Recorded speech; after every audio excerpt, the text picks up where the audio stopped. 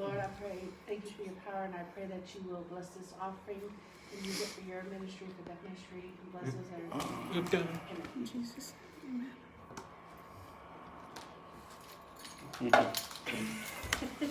Just put it all in. Here, put it all in, not so much fun.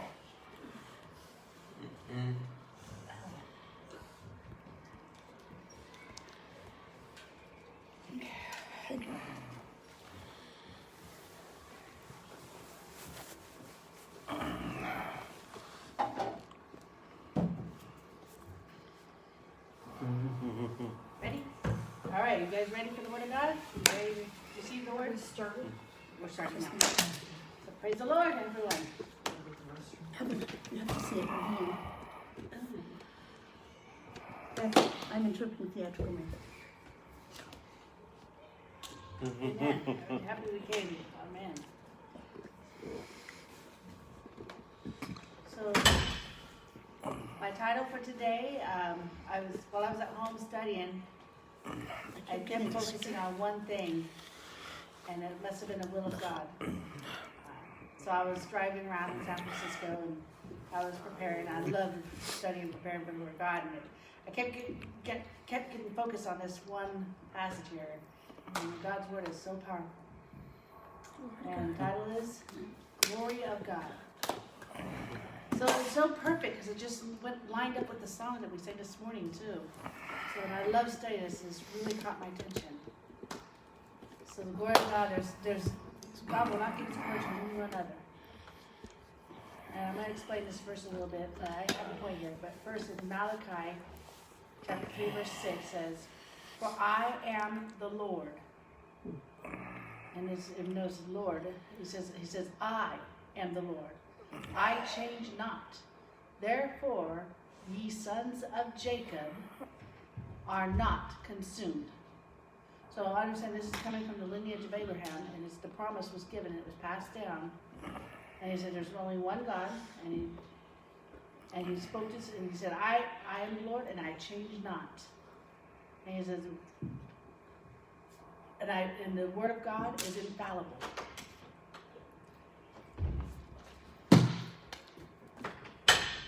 And this is the Word of God. You should read this Bible. This is not my opinion. This is everyone. All our words are fail. Every book will fail you, but the Word of God will not fail. So He has all the power. And this verse says, "For I am the Lord." And right here, this part right here, He says, "I change not."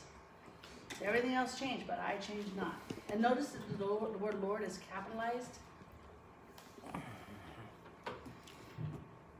And it's for emphasis, which means Jehovah, which is Yahweh, which is the same meaning for the word Lord.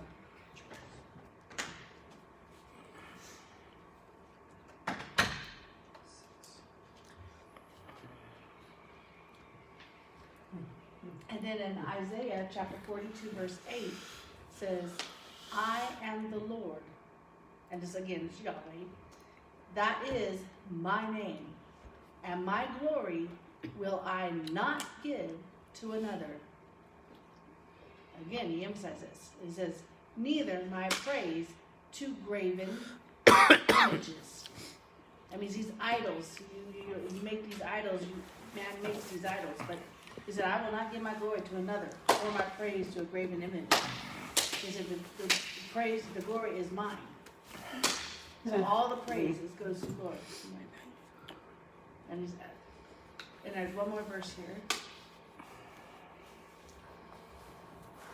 And this is good. So in Isaiah 48 verse 11 says, "For my own sake," this is for his, it says, "even my own sake."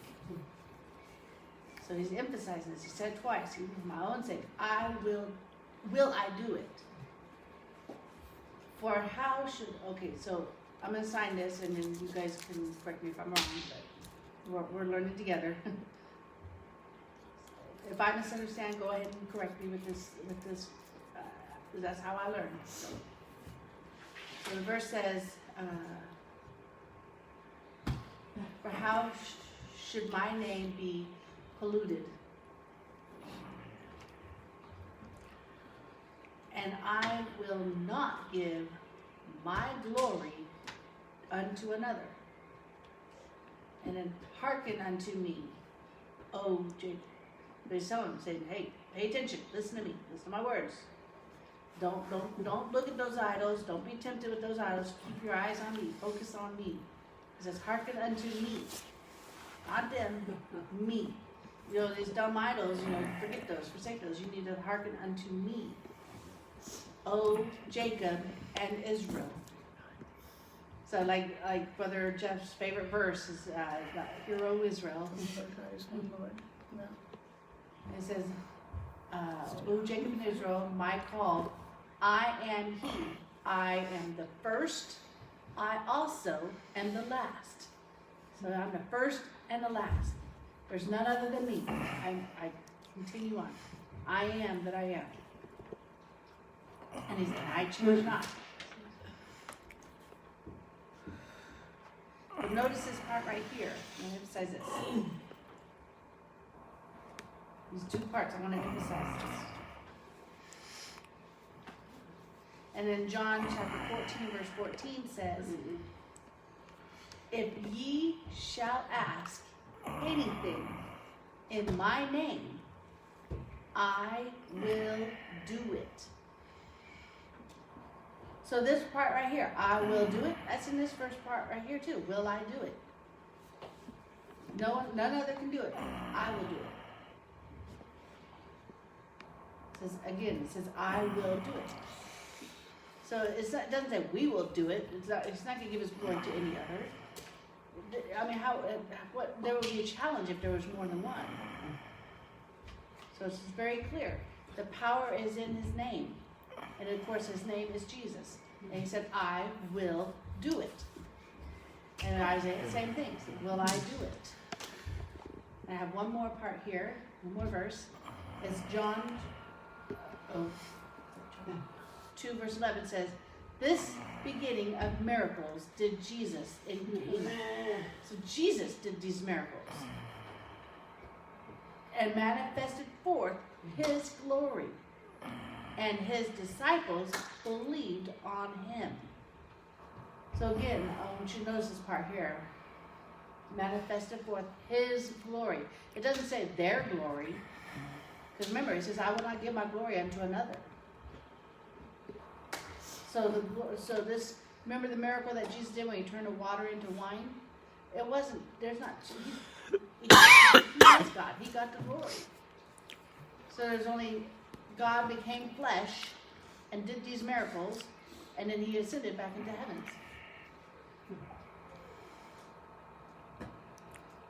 So notice this part. It says, these miracles did Jesus in Cana of Galilee. So John saw this. He saw these miracles happen. He saw it. And it's manifested forth the glory of God. And there's no conflict in these verses. There's only one God.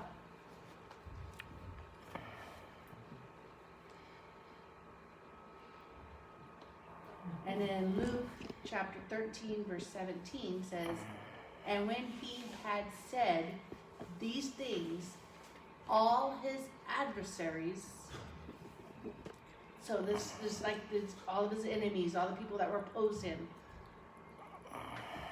were ashamed. So they were all ashamed. And all the people rejoiced for all the glorious, these amazing, wonderful things that were done by him. And this him refers to Jesus. So he had to, do I need to explain this more? So I have one.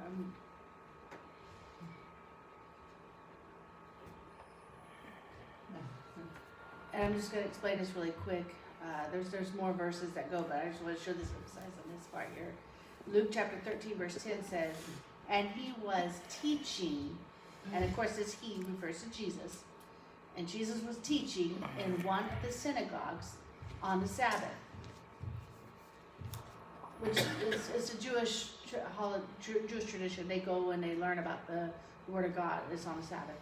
And verse 11 says, and behold, there was a woman which had a spirit of infirmity, which was a sickness, like a disease, a sickness, for 18 years, and was bowed together. So she was like bowed down and couldn't in no wise lift up herself. She couldn't straighten herself up. She was withered. And so, and they all knew this woman, and she hadn't been able to lift herself up for all these years. And Jesus had a plan. This was all to show the glory of God. You know, and these people that saw it were amazed. So she could not lift herself up. She could not stand straight. She was bowed.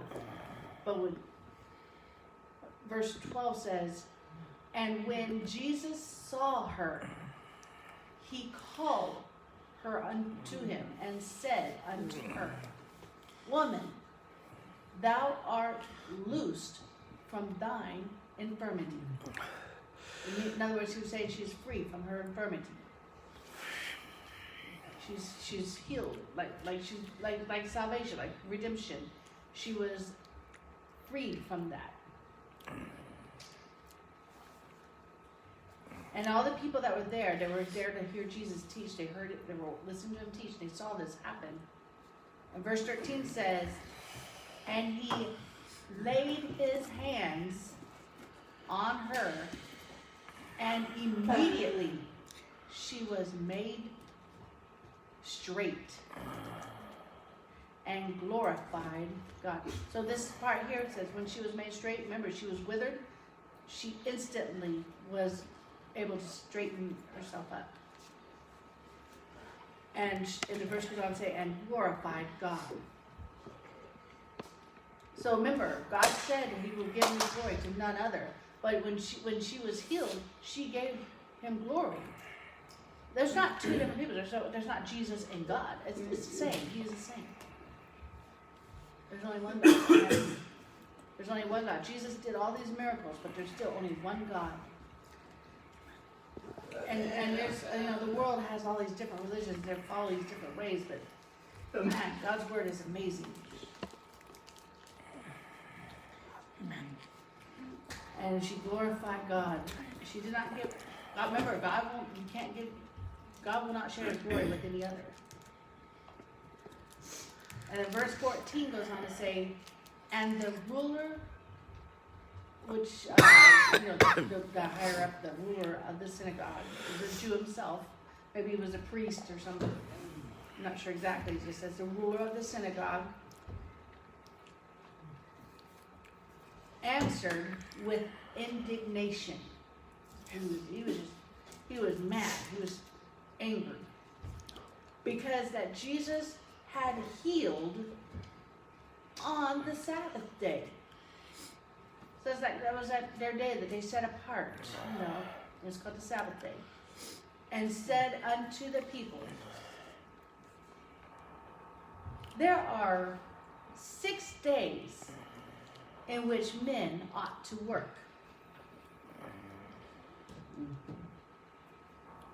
In them, therefore, come and be healed.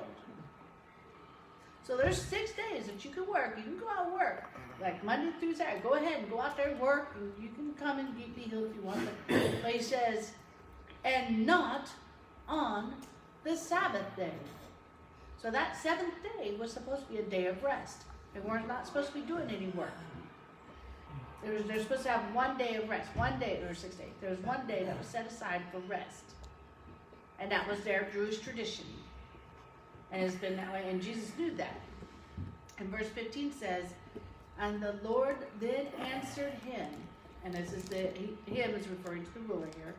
The Lord answered him and said, thou hypocrite, doth not each one of you on the Sabbath loose his ox, which means is a donkey, or his ass, of course, or his donkey, from the stall, which, this is where they keep the animals. You know, they have these animals that are in their stalls there, where they take care of them, and loose them from the stall and lead them away to watering. So that's work. You have to take them and lead them to watering, and it requires work. So I mean, your horse, your donkey, if you lead them away, if you loose them out, you're working. Which is more important, the ox or the man? And verse 16 says, and ought not this woman, being a daughter of Abraham, she's a Jew, she's from the lineage of Abraham, you know, she's from that same lineage, and Jesus was, he had a point here, and he was catching them at their, he's saying, so you loose your horses and your donkeys, and you bring them to the water, and then you lead them back to their stables, and that's work.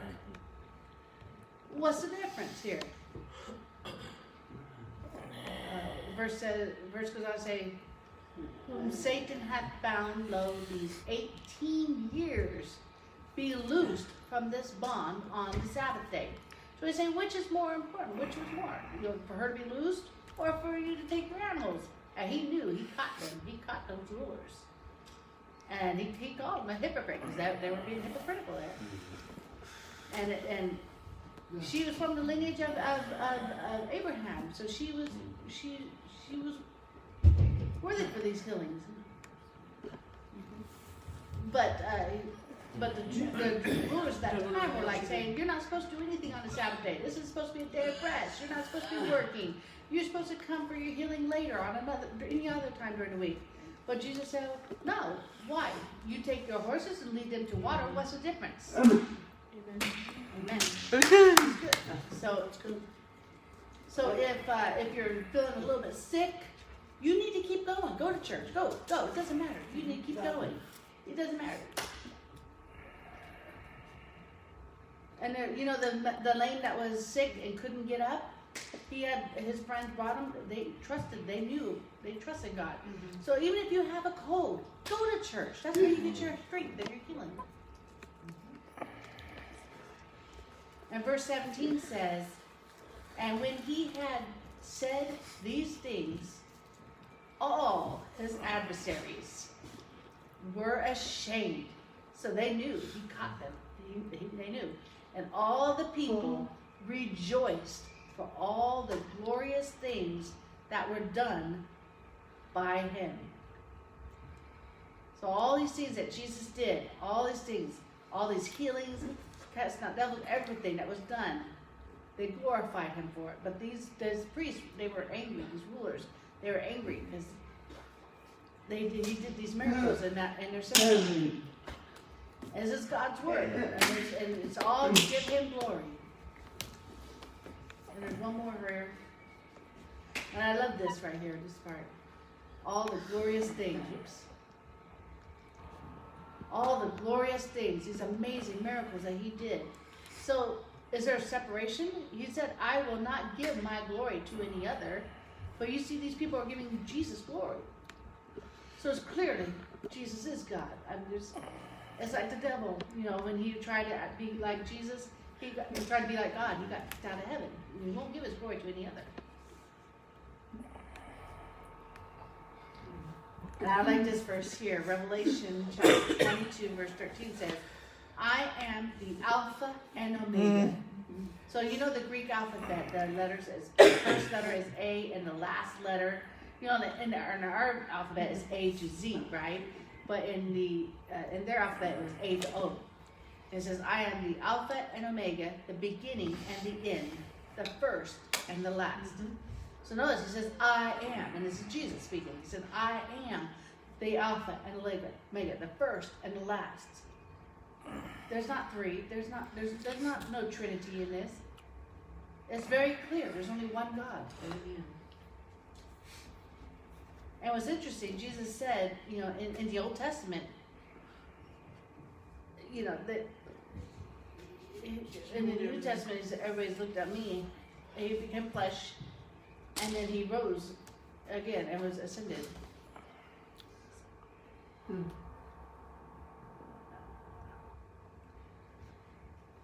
And in Hebrews 13 verse 8 says, Jesus Christ the same yesterday, means all the past, that means years, all of the past, and today, which is right now, today, and forever, which is our future. There is no beginning and no end. But where is the Trinity here? Where does it say the Trinity? It does not say that. That belief is not accurate. And it's that was a liar. And Psalm 90 verse 2 says, before the mountains were brought forth, or ever thou hadst formed the earth and the world, even from everlasting to everlasting, thou art God. Only one, and this is El, one God. Thou art God. It does not say three. And he's the same. There's none other beside him. There's only one God. Amen. Amen. Thank God.